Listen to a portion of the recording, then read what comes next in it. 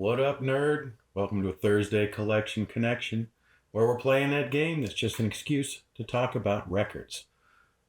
Every Monday, my brother, who is Plastic Eric over on the Plastic Soundwave Cult channel, shows an album, and every Thursday I show an album. And the game we've made out of it is that each album has a connection to the album shown in the previous video, and we ask you to try to figure out what that connection is. And so today we are going to be forging a connection between Steve Harley and Cockney Rebel, The Best Years of Our Lives, and the 1990 album from Martin Stevenson and the Dainties called Salutation Road. But first, we need to clear up the connection from the previous pair of albums, and that was the Steve Harley and Boy Genius's The Record. And the connection there is that in the vinyl version of each album, it ends with a lock groove where you just hit a loop and it just goes over and over again with the record not ending until you lift the needle yourself, I guess. So that's the connection. It was guessed by None Such Ned, 95, 94, I'm forgetting the number on the end of his handle there, but that is None Such Ned. He's on a hot streak. Has guessed 2 in a row now. So congratulations to him. And with that, let's get on with the show.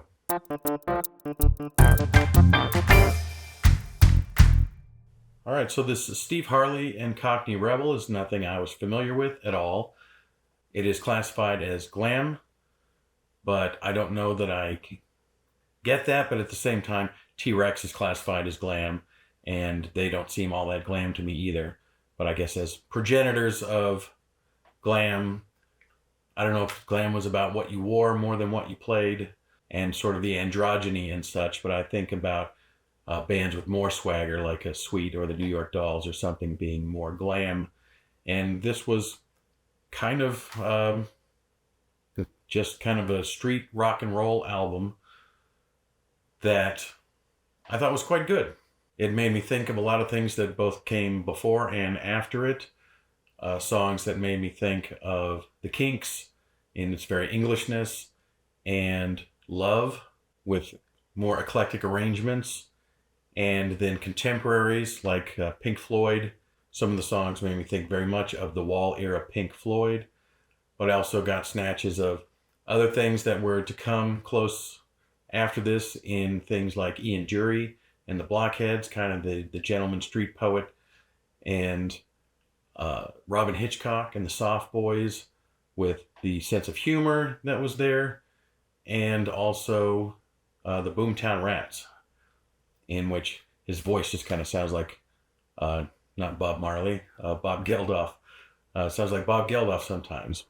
I'm annoyed with myself because I really had quite a bit to say that I'm blanking on right now, and I've left this till the last minute yet again to do. So I feel like I'm forgetting about something, although I do want to mention a little nitpick on the album cover for this Steve Harley album. And that is, if you look, there are 4 oversized letters kind of on either side, like standing columns of the lettering, the S and the Y for Steve Harley, and then the T and S for The Best Years of Our Lives. And yet, of those 4 letters, only one, the last S, is pulling double duty, being the plural of both years and lives. That is the name of the album, The Best Years, plural, of Our Lives. And I just wanted to nitpick that's breaking the rules. You can't just have 1 out of 4 pull double duty to whoever did that, which I believe was George Hardy. I looked it up. That was one of the things that I tried to connect through. Hey, coming at you real quick from the edit, I noticed on the cover of the Martin Stevenson album that the first and last letter of his name are in big oversized letters, which I kind of made a big deal about on the Steve Harley record, but I wanted to point out explicitly that that is not the connection. So, there you go. Back to me. It's just not always that easy coming up with a connection. But to that end, we are connecting it to Salutation Road by Martin Stevenson and the Dainties.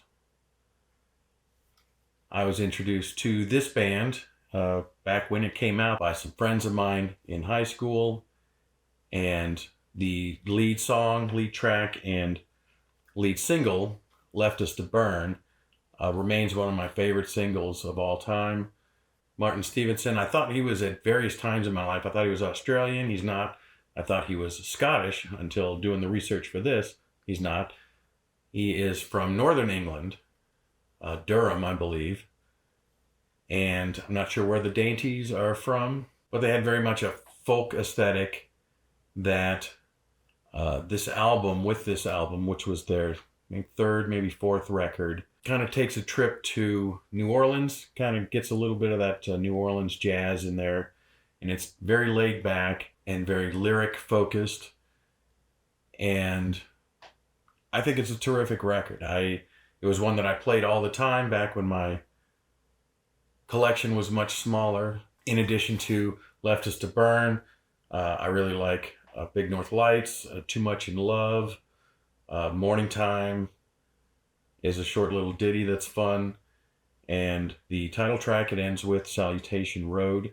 And while I don't know this for a fact, I believe that this album, which is on Capitol Records, came from that period when major labels would give these sort of small indie pop college artists a shot on a major label.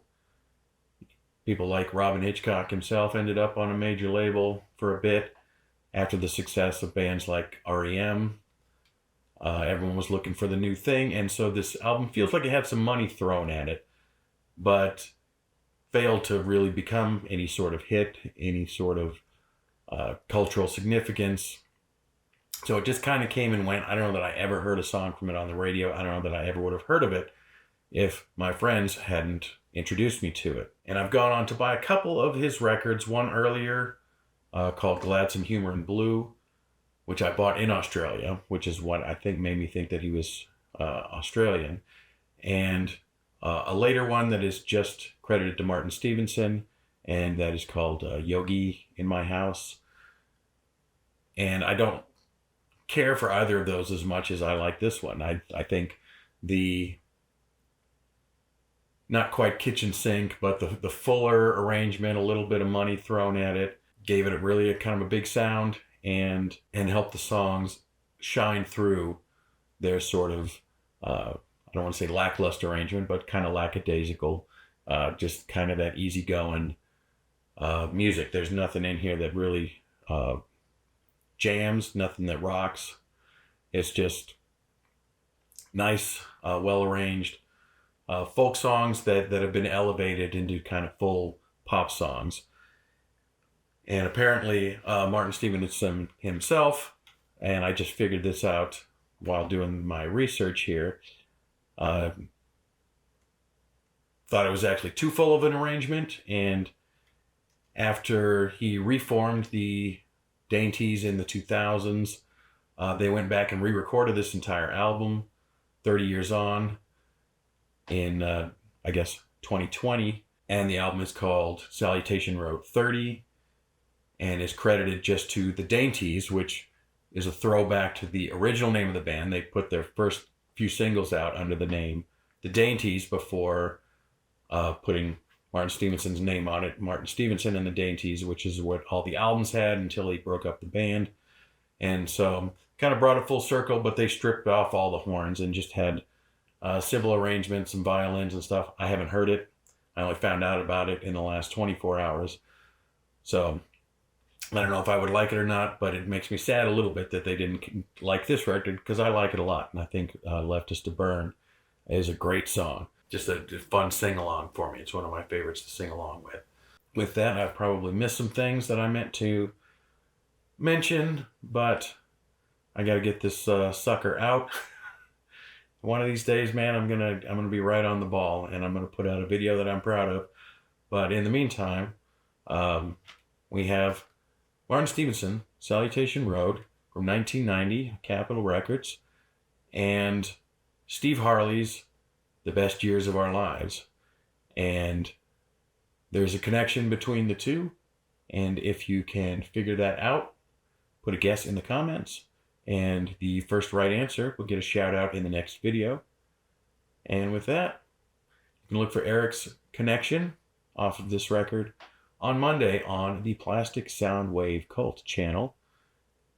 And until then, thanks for watching. Bye-bye.